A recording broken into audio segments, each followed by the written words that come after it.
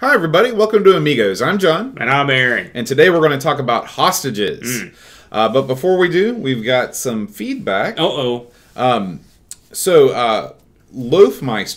has written in.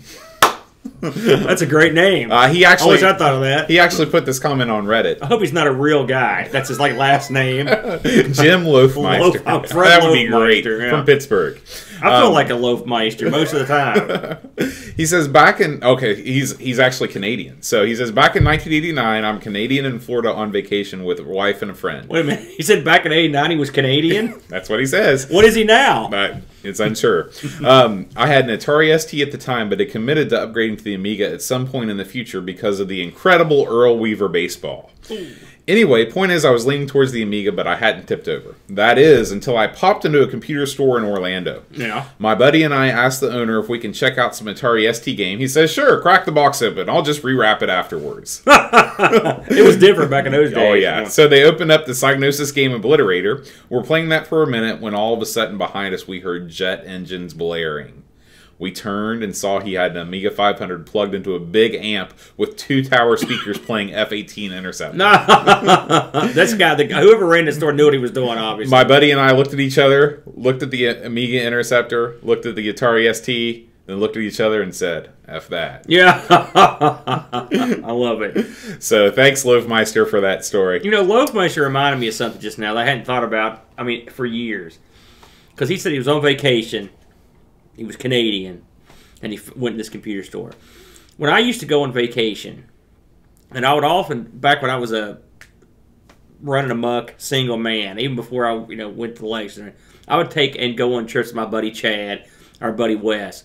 We'd go all over the place. We'd go to a lot of trade shows and computer. They used to have computer shows all over the place. You'd go in there and get cheap parts and stuff.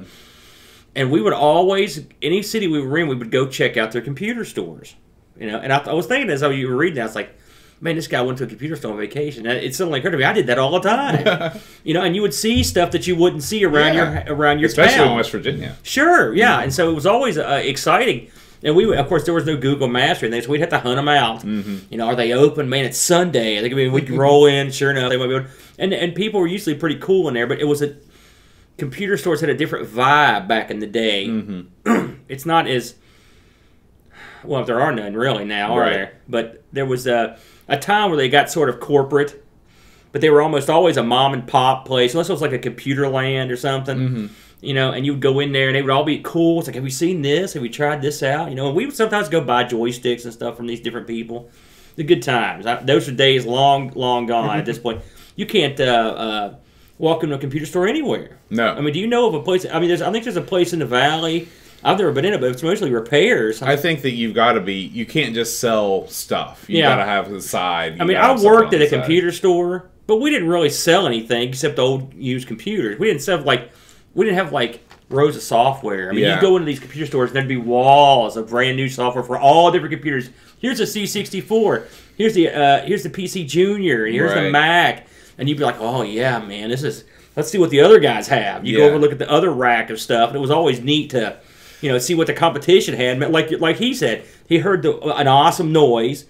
He looked around. Here's this other machine. Oh crap! I was the same way. I remember going to a computer store and here's Pit Stop 2. I've mentioned this before. I was like, holy smokes! What is this? Well, it was awesome. It was running on Atari at the time. I was like, man, this crushes my Coco. Holy cow, this is awesome. So I wish that I was as old as you were, so I could remember. Because I have very vague memories. Like I remember when I went out with my dad and we bought Microsoft Flight Simulator for Windows 3.1. Yes, wow, that's way back, eh? And we had the option to get it on CD or disk drives or on floppies. And I told my dad, I was like, Dad, we got to get the floppies because the box is heavier. It's got to have like a bigger manual or something in there. That was the worst mistake. How many floppies was it? It was like 10? Yeah. That's crazy. But I remember the time before CD-ROMs quite vividly. And it's funny, when CDs come around, I remember talking to my buddy. It's like, man, you can't even write to these things. What's the point of this? We thought, and what we thought, of course, we were dirty, rotten, stinking, filthy pirates. Oh, they've done it. The ultimate copy protection. It's these CDs. They've screwed us again. You know, but it turns out that was not the case. Well, when CD writers came around, the first one I ever played with, my brother bought, Brent, and we ran amok with this thing. But it was 1X, and we made coasters left and right. They were everywhere, and CDs were expensive. So if you botched one, you felt like a hunk of garbage. You were like, "Oh, that's brutal." Now, could you take it could you make an ISO even back in those days and then recopy it back out to the disc? How did that work? Everything was much, much harder. Yeah. There were only a few programs that really... It was a very... Like, for example, I remember distinctly, you had to have enough hard drive space to put the whole image. It would, with one drive. We never had two. We had just the one CD writer. And you had to have a certain amount of RAM. And if any... I know on our machines, we would start the program that would copy a disc. Well, most of what I did was... The first 2 or 3 dozen discs where I was backing stuff up, I had on tape. Because I had a tape.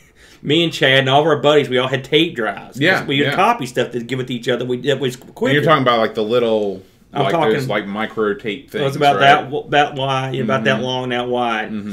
And we all had one. Chad's the one that got us started on that. We called them the donkey drive because they got that's the way they sounded. So the first thing I did was I'm getting this damn donkey drive out of my machine. I'm going to dump all this stuff on the CDs. I dumped everything. I've still got some of those CDs. It was the original batch that me and Brent went in and bought. You know, how much did a blank CD cost back then? You think? Oh God, man, it was a long time ago. $2 or $3 a piece, right? It was. I would say it was at least $3. And then, but I mean, when you botch one, and the thing is, it could fill at the very end. And then you'd be like, wow, I've already got enough here to use, because you could still sort of use it, you know. But yeah, when they came out with those, and they progressed pretty quickly from the early ones to the newer, the quicker ones, you know, to that technology, you know, and of course stuff like Nero came out, which you're like, oh, thank God for this. This is something that's fairly competent. Yeah. Because you're using any kind of wacky program you can. And I'm not talking just piracy. I'm just talking in general. I mean, you just what's going to work. And then of course Windows had to get Microsoft had to put their foot in the pool, and there had this we're gonna build in CD writing to Windows. Well, that was a calamity the way that worked initially. Then you had some of this other crap that really to this day, until recently, Windows CD stuff was a pain. You know, they direct CD and also the crap that they put out. But yeah, everything's a lot. People that say, "Oh, everything was great back in the day," there were plenty of stuff that stunk. Just like we were talking about with the disk drive.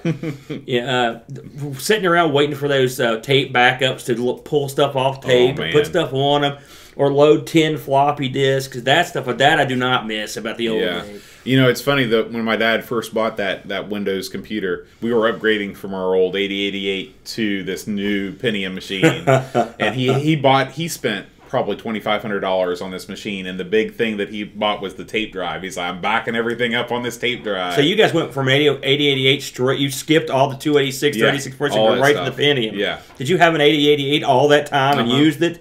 So that must have been I typed papers on that in all through middle school. Do you remember what kind of brand it was? It was a clone. Yeah.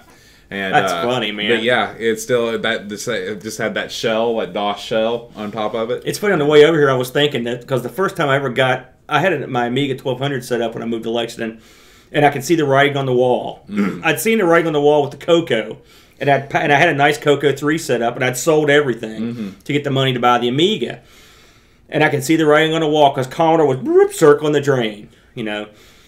And I was like, I got to make the decision. So I sold all my Amiga stuff and bought my first PC, which was a 486 clone. It was a Cyrix chip that was built to fit in a 386 socket. It was one of their wacky clone 46s, and it was cheaper. That's why I bought it, you know. And I remember thinking to myself as I sat down at this monster that I'd made such a terrible mistake. And I was right. But I got a lot of use out of it over the years. But man, it was tough to let that 1200 go because that thing was stacked. Yeah, and talk about difference in resale value, the 1200 versus that 486 machine. That's it. Well, I will say I got a lot more money. Yeah, you're right. But I made out real good on the 1200. Cause at the time when you sold it, I'm sure you did. People were like, oh, this is an awesome setup. And I was like, yeah, I did pretty good, you know. Well, actually, you know, you probably sold the 1200 for about as much as you could sell it for now, wouldn't you say? That's a good thing about the 12, right? Or really all the Amigas have held their hold value. Yeah. You know, it's because they're great. Yeah. Speaking of Amiga, let's get back on track here. Oh, that's right. Paul Kitchen wrote in some more F-18 talk. He said, "This is probably my favorite flight sim. I played this for years. I only ever played it with the joystick keys combination and like doing things like taking off from the carrier, flying immediately straight up and upside down over the carrier, slamming the brakes on, flipping back the right way up, arrestor hook down, and landing." Wow. Yeah. So apparently he was a stud at this game. We talked about it last week how you could put the thing straight up, nose up, and just it was like a rocket. Yeah. And so I can see that, and I read some places that you could do some really crazy stuff upside down and like go backwards. So I'm sure Paul played it enough to where he got real good at it. Yeah, yeah. Henrik Anderson wrote in. This is the Ha guy that you thought was Asian last week. Sorry, Henrik. He's actually Swedish. Oh, good, awesome. Yeah, and he says that he has a breakout game called Impact on the Amiga, and it is. And he said that he was wondering if there were ever Commodore paddles released.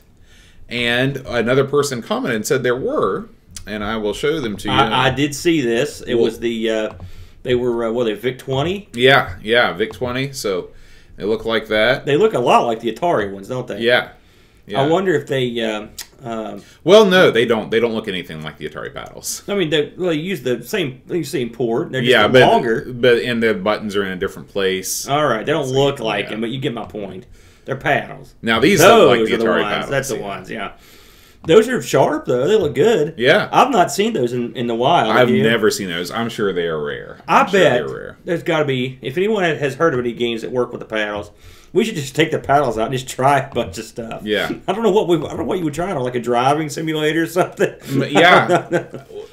I'm sure there's a list of games on the internet that are compatible, but we should do a special sometime. That might be a real short special. Yeah. Hey everyone, this is the paddle episode. Nothing. Good night.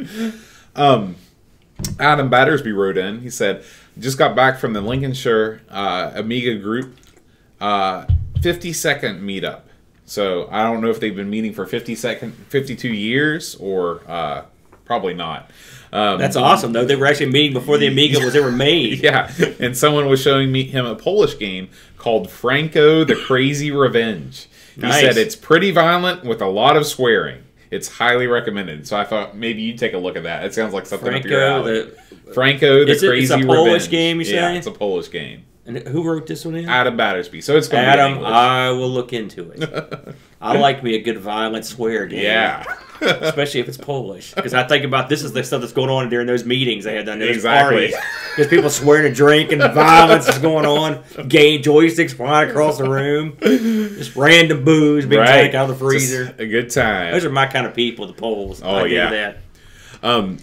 So have you heard about this new thing? This let's see, where is it? It is not here. Let me look it up real quick. What? I've not heard of that, boat. Editing. There is a. That's for suckers. I thought that I'd pulled it up on. I got this off Reddit. There is actually an HDMI. Upgrade your Amiga to HDMI with a FPGA based adapter. Have you seen this? I have not. So I don't do the Reddit that much. So this is, I'll show you a picture of it.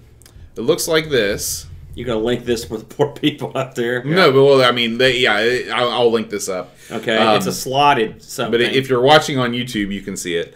And it basically connects to your Amiga in some way, and it will actually allow you to connect it to an HDMI display. That's an Amiga 2000 slot there. So maybe this will only work on the tower machines, probably. Well, I don't know. I'll have to look into that. It looks like it's got connectors down here. Those crazy Redditors, they find the nuttiest stuff. Yeah. I'll have a look at that. I've not looked at that. So there's that, and then there's also in our never-ending quest to get HDMI out for your right. 500. Now, of course, one of our buddies is working on something. The S-video thing. It looks awesome.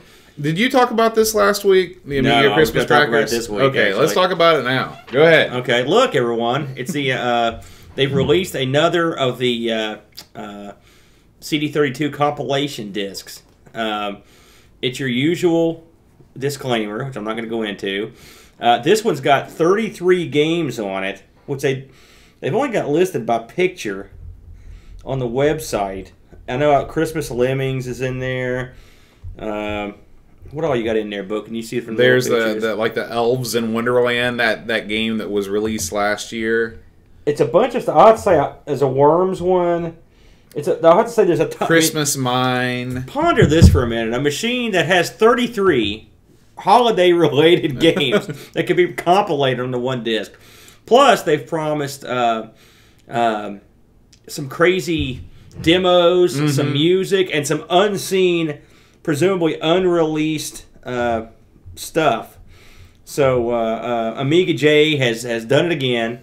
I'll definitely be checking this out. Maybe we'll bring this to the party and fiddle with it. Yeah, that would be fun. It looks pretty good though. It looks. I was pleased. Yeah, I missed that last week somehow. I must have been right before the press is closed.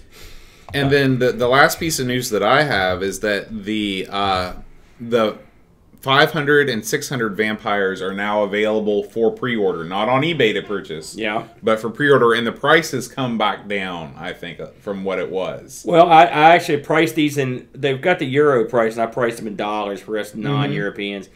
So the board for the 500 is version 2 plus. Now I'll be honest, I don't know what the difference in these are yet. I haven't looked. The 500 version is 300 euros. Which actually, due to the favorable exchange rate right now, is $318 US. Not too bad. Right. The 600, the V600 version 2, is 250 euros or $265. So those are I can't recall what they're. That's a little more than they were priced before, but it's not much. Right. It's not like it's $600 or $700. I know they've had some real good luck on eBay with the 500 version. In fact, I've been talking to a guy on one of our YouTube videos who mistakenly thought I had bought the last one for like $650. I was like, no, sir. I don't have that kind of money. Plus, I don't have a 500, so it wouldn't do me a bit of good. We've got the show 500, but you know, we're not gonna vampire that. No, unless they send us one, we can try out. We'd be happy to receive a review copy. Yeah, but I think that's good news. Number one, they're going ahead and making them, you know, and number two, the price. That price, if you look at accelerators for the Amiga, is super competitive. It really is. I mean, is it? These guys have to make a buck. You know, gosh, how many times have we talked about the price of these things? That's not a bad price. No. And so, if you're into that sort of thing, and I get on the list, and it looks like they'd already signed up thousands of people, you know, like 1,500 people or something. So they're doing okay. Yeah. What other news do you have? All right, let me consult the magic machine of fun here. Let me drill down here to it. I don't know if I've got anything else of any consequence on here that we didn't cover. We had some site updates this week. Oh, yeah, there are a couple things I want to talk about.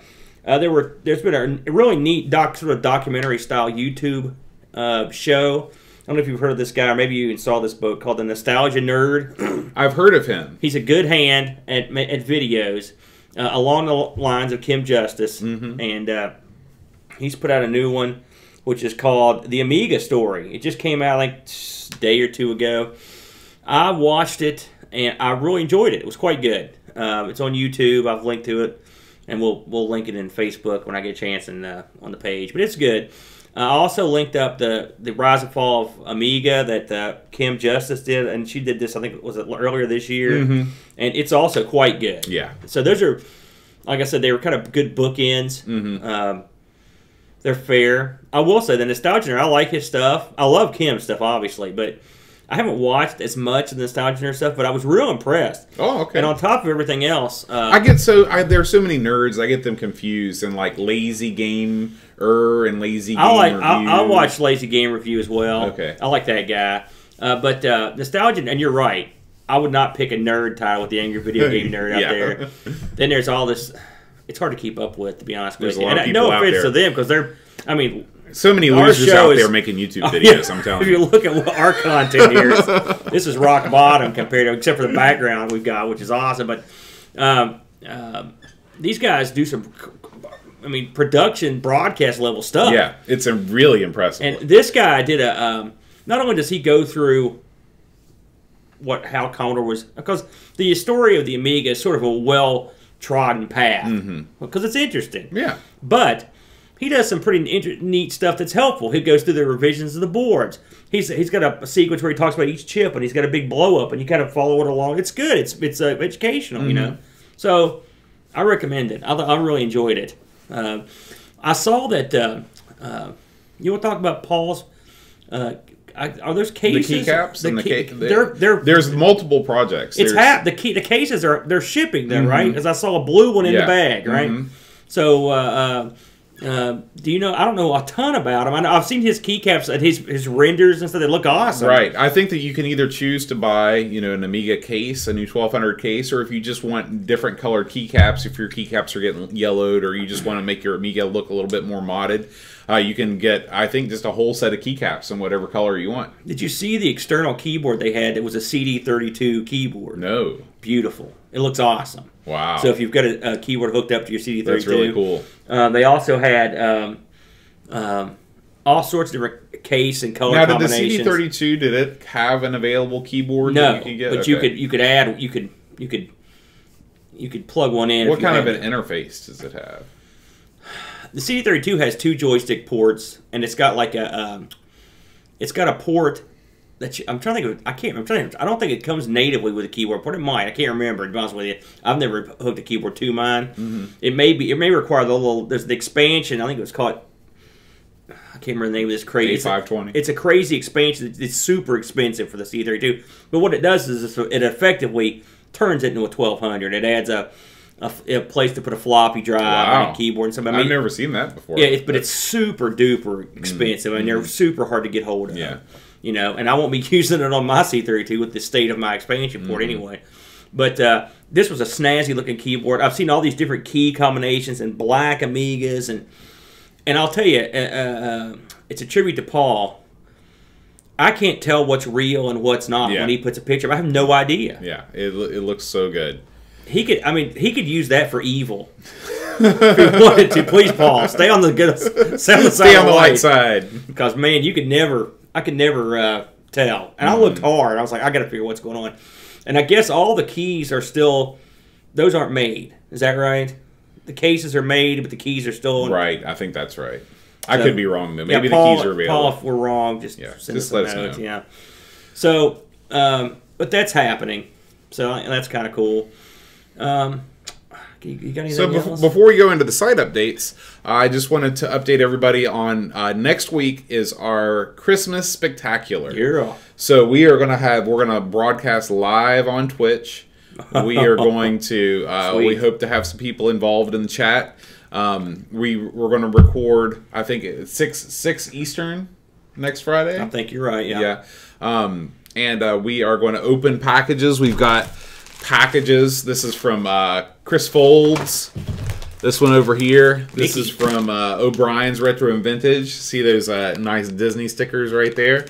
So we've got stuff to open. We're gonna give away all kinds of awesome stuff. You're not gonna want to miss this. It's gonna be great. Yeah. So giveaways. Enough said. Yeah. Have we ever given anything away? Never. This will be our first time, but it'll be our first of. I'm sure we'll continue this trend in future Christmas spectaculars. I'm looking forward to it. We're gonna play a whole bunch of Amiga. We're gonna finish the night out with a rousing round of Puzzle and Dragons on MAME. I'm not looking forward to that part of the party. It's gonna be great. Good Lord, Bo. How about if you want somebody to leave your house, just say we're gonna play a round of Puzzle and Dragons, man.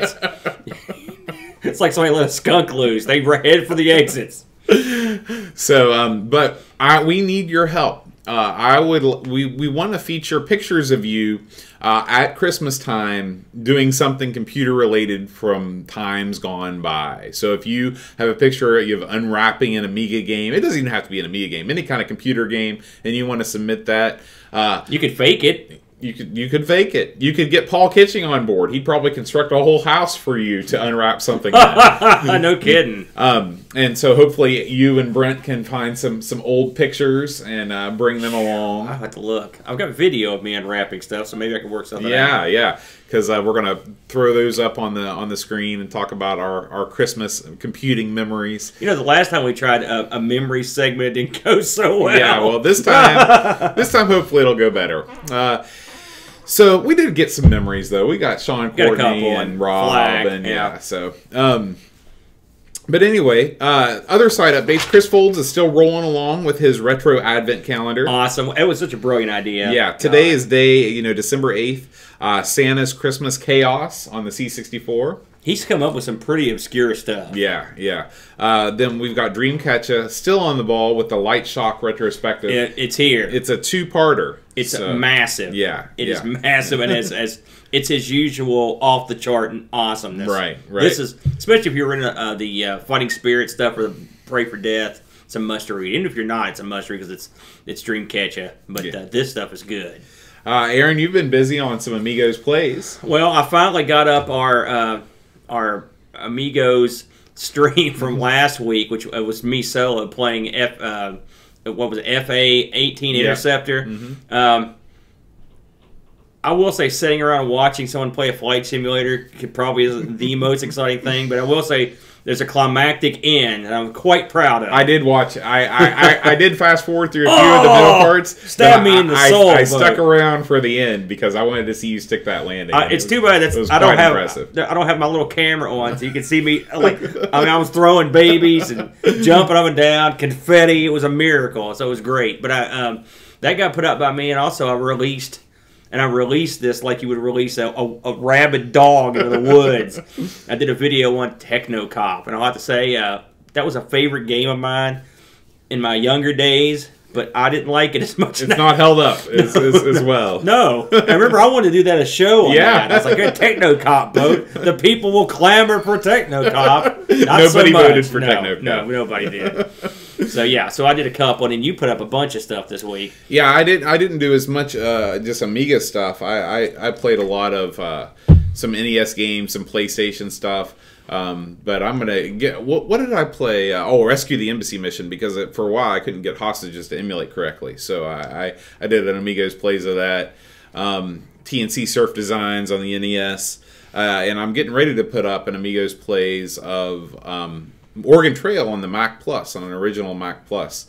So lots of things going on. Oh, you might want to mention special thanks for your emulation woes. Oh yeah. So I was having tons of trouble just getting it started with F18, and I wasn't getting the song at the beginning. Just all kinds of random things were happening. The game was crashing. Yeah, you don't want to miss that song. Yeah, and Chris Folds was like, you need to get on board with FSUAE instead of just WinUAE, and it's made all the difference. I mean, you just click a couple buttons, you put the Kickstart ROM in, and you're set to go. And along those lines, you forgot that you did, I think this is our third go-around stunt car race. Yeah. Because that's always the test, can it do stunt car racer right? Because I still haven't, I hadn't been able to find an emulation solution for that. You liked it, didn't you? It worked great, and it's so smooth when it runs right. I told you. I remember when we first played that, and you're like, I didn't like that much. I was like, what? Yeah. Are you nuts? This is the best. And now you wonder. Cool. So this is, let's see, we did a combined video that sucked because it was glitched out. Then I did a video, and now you've done a video. And next week, or probably next week we're doing it again. Maybe even tomorrow, Chris Folds,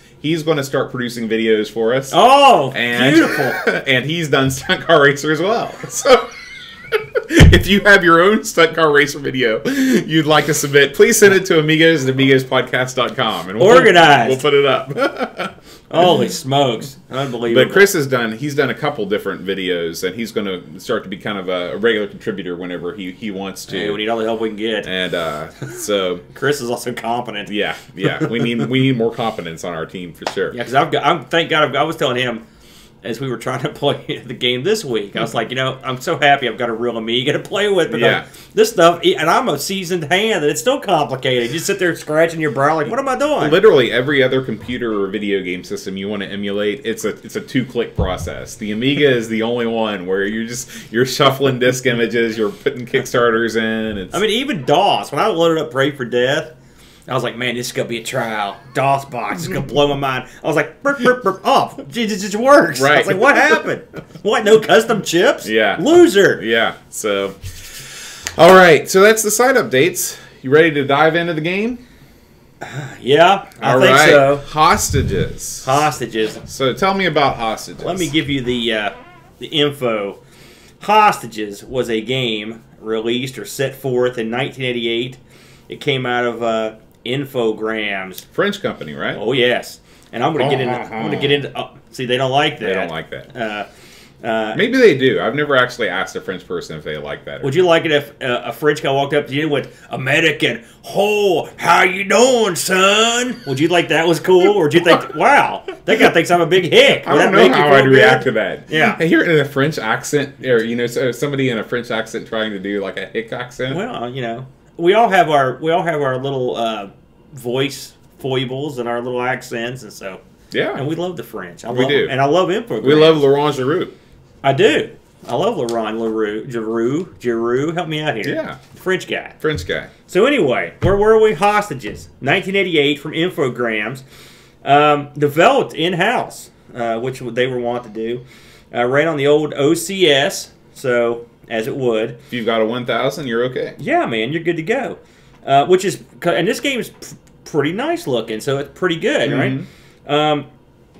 It's a game that was ported to a lot of stuff. It's funny. I would have never guessed. I'd never heard of this game until you mentioned it.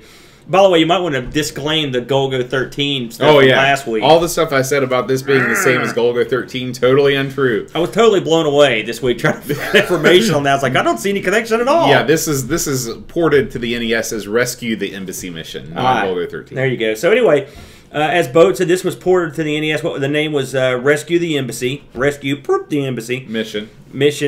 Rescue the Embassy Mission. Thank you. You got your Amstrad release. And any Archimedes? Other seats were Amstrad / Schneider. That's the German. Really? Amstrad, yeah. You're kidding? Are you just making that up? No, I read it. Oh, okay. Apple II GS. You need to get this for that. Yeah. You don't have an Apple II GS, I don't have do you? I got an Apple IIe. Atari ST, of course. BBC Micro. C64. MSX. I can't believe it didn't get an Archimedes release. Well, what are you going to do? Shame. PC DOS. Which, it's funny how many of these games got released for DOS. And I never saw any of them. And I had a DOS, I didn't have one in 88. They might not have been released in America, too. Yeah. This was on the Tandy, which means it probably supported Tandy's special sound. Yeah. But I never heard of it. Yeah. The Sinclair. This was everything. It was on the ZX Spectrum. I'd love to play the ZX Spectrum version of this game. We could probably do that. Yeah. So it got a lot of release. It was in a lot of packs. I mean, it was in a ton of packs. Action Pack, Energy Power Play, a bunch of stuff. This had sort of I didn't look into the sequel, but it had sort of a spiritual sequel or an actual sequel called Alcatraz. I did watch some video of Alcatraz. It looks like 2-player simultaneous play with basically the same sort of dodging, going in the shadows sort of gameplay, but split screens, like a spy versus spy sort of thing. I think you're on the same team, I would guess. No, but I mean like the way the screen is split. Sure, okay. But it looked good. I always have to say it looked nice. Like I said, I don't think it got released on the Amiga, but it might have. We'll have to look into it. So you want to explain? This game's kind of hard to explain. You want to try to explain exactly how this game works? Well, it's sort of like a collection of 3 mini-games. The plot of the story is that there's an embassy that's been taken over by terrorists, and they've taken hostages, and it's your job to break into the embassy and rescue the hostages. You do this over the course of 3 stages. The first stage is that you have to maneuver your snipers to their position. So you start out kind of at the beginning of a city block, and you've got 3 snipers, and you basically are in a side-scrolling environment. You can push the joystick in different directions to duck and weave and dodge. There's these spotlights that are, kind of roving about. And if the spotlight hits you, then gunfire will erupt and you may or may not be shot. You can escape the spotlight by diving into cover. It could be like diving into a hedge or into a doorway or something like that. And eventually you position your first man, then you select your second man and you position him, and you've got 3 snipers surrounding the embassy. And you've got a map. It doesn't tell you when to stop. Let's make that first. You have a map. The map is looks like a proper map, but on the screen you're always going right. So that's what threw me at first. Yeah, even though it looks like you should go left from the map, you have to go right. You have to follow this map closely to get your guys to the marked area. That's for sure.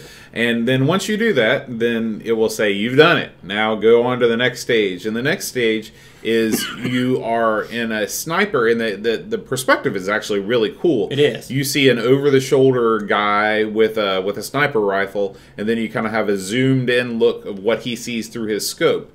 And you're basically looking at the windows in the embassy. So there are lit windows, and every once in a while you'll see the silhouette of a person walk in front of the window. And it's your job to shoot that person.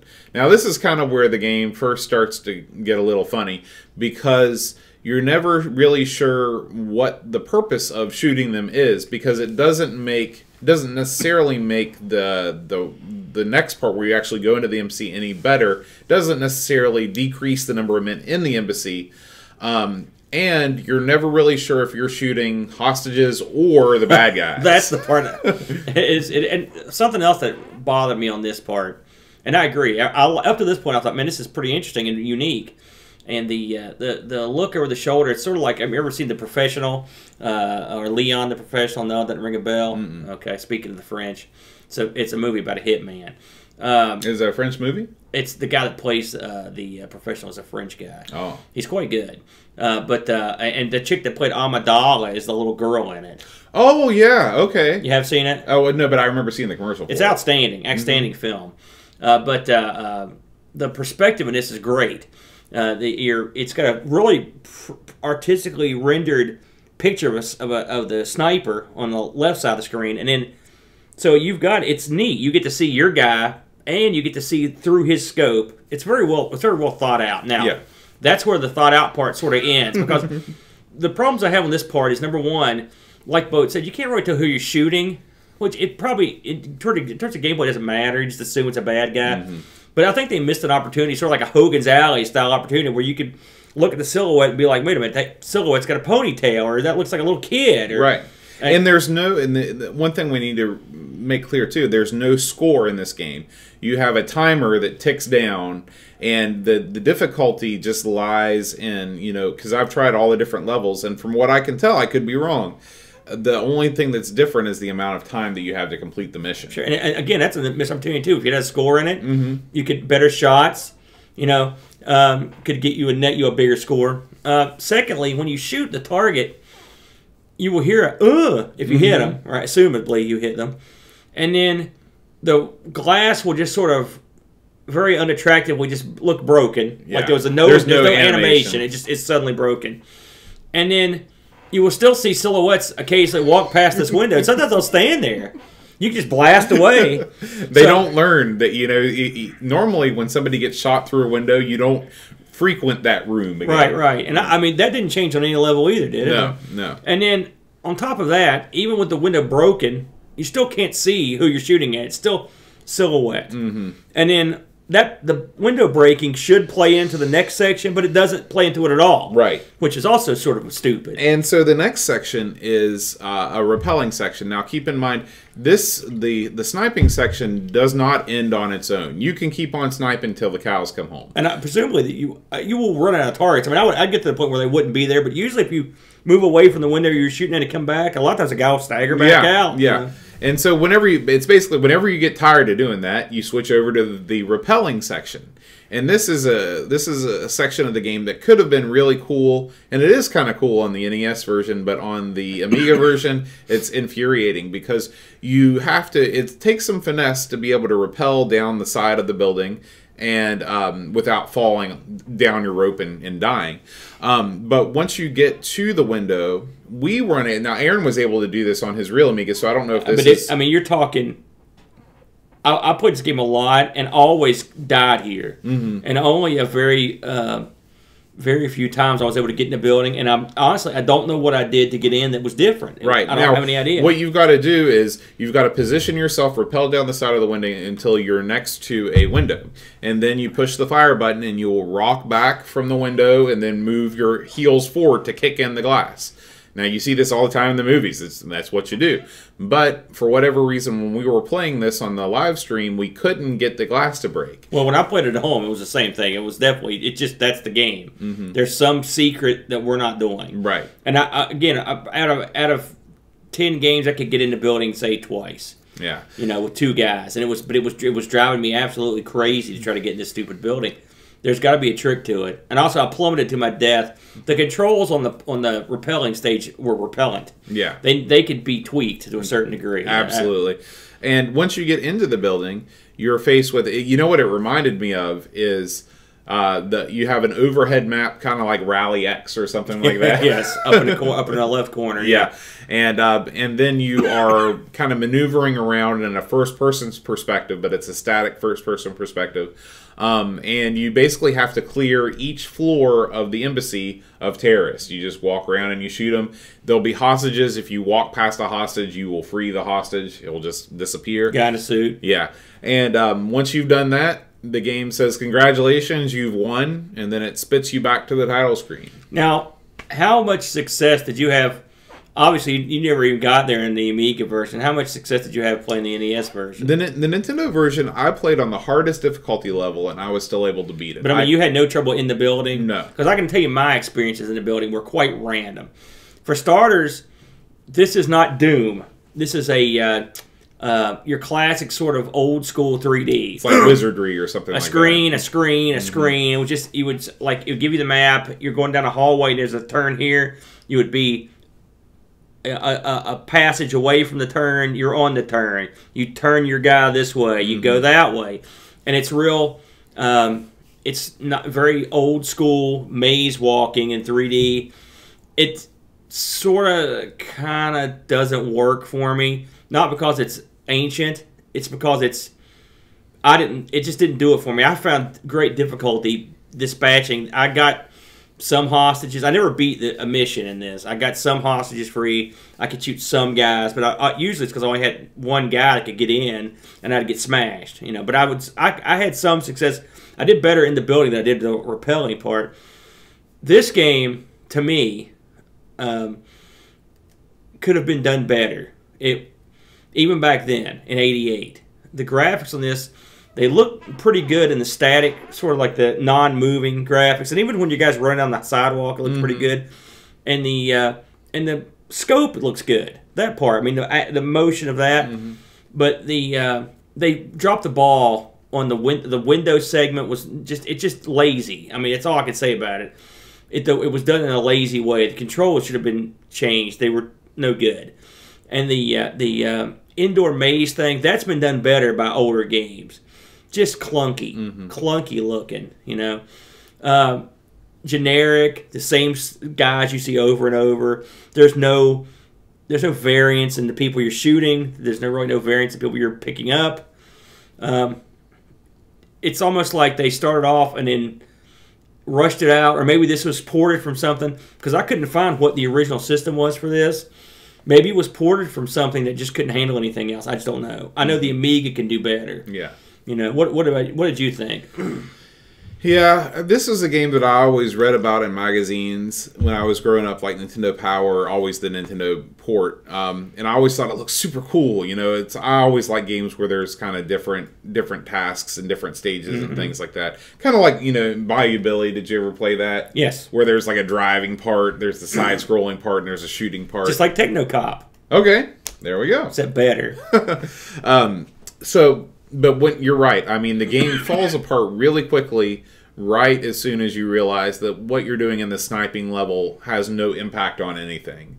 And then when you go into the embassy, and instead of running around, it would have even been better as a side scroll. Absolutely. My thoughts exactly. Yeah. It was odd that they decided to make it 3D after going flat 2D with the opening segment, which that would have made more sense to have been somewhere in some sort of dimension where you could at least turn the corner. Right. It was very confusing. Right.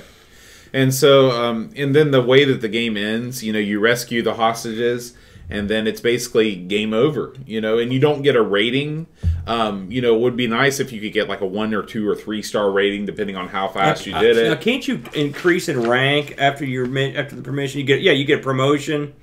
You promote to the next level, and you get a secret access code to attempt a mission at that level. So that doesn't happen on the Nintendo version. Maybe that's just on the Amiga version. Yeah, so that you do get promoted. And I printed out the documents because I had to consult these things over and over because it was the way you control your guys is sort of, it's not the most intuitive. It ends up working out okay. When you move your guys into position in the first level, you go to a menu. You're going to have to use a keyboard, and you've got function keys that are hooked to each guy. So you can hit F1 and you're, say, Bob, and F2 is Tango, and F3 is Hotel or whatever. And you can switch though, and it works the same way on the first 2 levels. I guess I never had any extra guys on the last level, so I didn't get to switch with them, but I guess you can do it there. So they give you a full sort of a squadron to control. It's awesome. And the controls, once you figure out what's going on, they're pretty good. Mm-hmm. You know, that's not a problem. I didn't have any problems, per se, with the controller itself, moving around. It's just the implementation of various points in the game that is flawed. We talk about games that don't need to be remade. This is a game, because say what you will about what they came up with. This is a game you could remake and make it awesome. It could be really awesome. Well, and they really have. I mean, there are, elements of this game in every sort of like Call of Duty type game. Yeah, I mean, remake this exact game with a better engine in the front, and then the rappelling sequence to be better, the sniper segment to be more have more options of what you can shoot, and of course, once you get inside the building, they can make that a truly 3D experience that would be a lot cooler than what you had. Yeah, even like a top down, it would have been cool. Think about it came from the desert when you're escaping from the hospital. Take that same sort of perspective. And give you a gun, and then you be in business. Yeah, I agree with you on that. I agree. Again, this game was made by Infogrames, and normally I don't go into the people that make these games, but I thought I was just looking through the history of Infogrames. Really, what I want to do is look up how they got their wacky name. I've always wondered how Infogrames got this name, and so of course I had to look it up. And thanks to our friends at Wikipedia, found some interesting stuff out. If you haven't heard this, I thought it was kind of neat. So they wanted to make this company called Zaboob Systems. And I love this part. And it translates to Dick System. Of course it does. That's a bad name. And they were dissuaded by their legal counsel. Good move, legal counsel. For once, the lawyers pay off. So they combined the French words informatique, which is information technology, and program into one word, Infogrames. So that's where that came from. All right. But so that's why I went here to look that up. But I was looking over their Infogrames' colorful history. This is the embodiment of a wacky company. So they had some big hits back in the day. The one that I think of straight away from them is Alone in the Dark. Great game on the PC.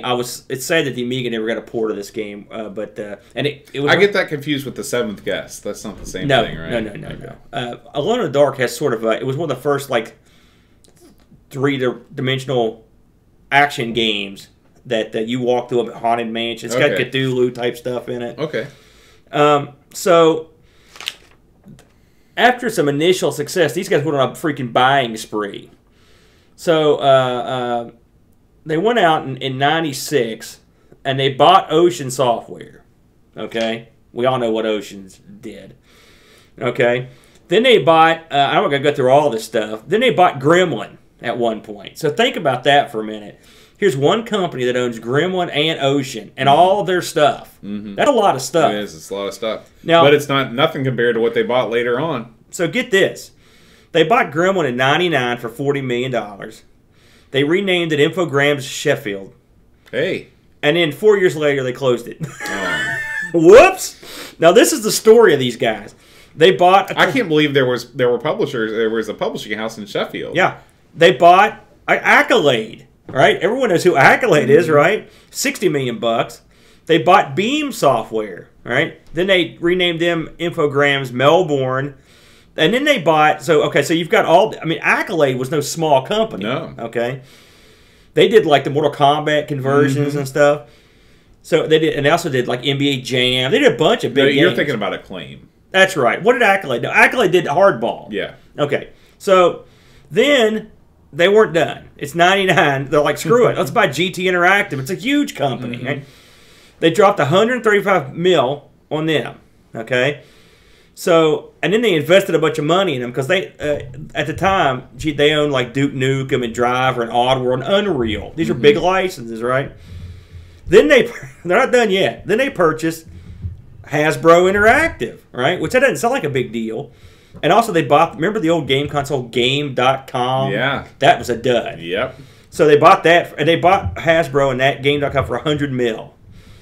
And then some of it was a lot of it was stock, common stock, and blah blah blah. So anyway, so when they got Hasbro, they ended up picking up Microprose plus Atari. Right, think about that. So now under one roof, you had Gremlin, you got Accolade, or Acclaim, you've got GT Interactive, you've got all these great companies, and you're adding Microprose and Atari. This is all in one huge company. You're like, holy crap, how can they fail? Well, they spent a lot of money to get this stuff. They ended up picking up the properties for like Dungeons and Dragons, My Little Pony, a bunch of stuff. So they had everything, right? Mr. Potato Head. So then they weren't done. Then they bought Eden Games and Shiny Entertainment. So Shiny had a lot of hits. So they've got these. They pay a bunch of money for those. So then they decide, okay, now we've got Atari. We're gonna reinvigorate that. I remember when this happened. Yeah. People were upset. Now let me tell you the first three titles they were going to invigorate Atari with, the new Atari. Tell me if you remember any of these. Splashdown. No. MX Rider. No. Trans World Surf. No. Yeah, I've never heard of any of those. So obviously the branding didn't go well. So anyway, they own all this stuff. Well, guess what happens? 2002 rolls around. They lost $67 million, and they had revenues of $65 million or $650 million. That means they spent all that money. They lost money in a year that they made all that money, and it goes downhill from there. And so what ends up happening is they have to start selling off the stuff that they paid top dollar for. They sell Civilization to Take-Two. They lost Epix. So that means they lost Unreal. They lost all that stuff. Then they have to sell the stuff they bought from Hasbro Interactive back to them at a major discount. The only thing they kept was Dungeons and Dragons. And by the way, along the way, these suckers picked up the company that came up with my game, City of Heroes. Cryptic. They bought them for $26 million. You saw where that went. Toile, you know. So this company was in the hole for like hundreds of millions of dollars. Eventually, they renamed themselves Atari. So that was the end of Infogrames, you know. And now they're just, I haven't heard much from them. They're still around. They're still doing Atari stuff, but they're not anything like they were. No, they put out, Atari classic games on Steam, and that's really about it. Can you imagine you buy Gremlin? Gremlin was a huge house. Ocean. And, but I mean, Ocean was more of a publishing place. I mean, Gremlin is making awesome stuff, and then you kill them in 4 years. It's unbelievable. And Microprose, they had everything. Yeah. So that just goes to show not everyone's an EA, right? But I read the history of this, and I was just baffled. I just sat there, looked at these numbers, and they were staggering. It's a shame because I like Infogram stuff. They did their own stuff. They did their stuff in house. It was almost always French guys working on it. So this isn't the best thing I've played from them, but. And I really want to try that Alcatraz. It might be a pretty good game. It looks, like I said, it looks very similar. Maybe they were able to improve on some of the... Yeah. So, but overall, I thought the game was flawed. Yeah, I give it the same assessment. Yeah. Did you check around on eBay to see what this thing's going for? I did, and there were copies, and there were copies in the U.S., which leads me to believe that they actually released an NTSC version, and it played on my Amiga fine, and it was NTSC, so I assume it's got an American release. There's one copy available right now in the U.S., boxed, $45 shipped. Not bad. UK, tons of copies, boxed, probably around $30. Disc only, I saw a couple for around $20. Okay, so if you want to pick this up boxed, it's not going to break the bank. Yeah, I agree. What were the reviews like? The reviews were sort of middle of the road. I usually go to my favorite guys, which is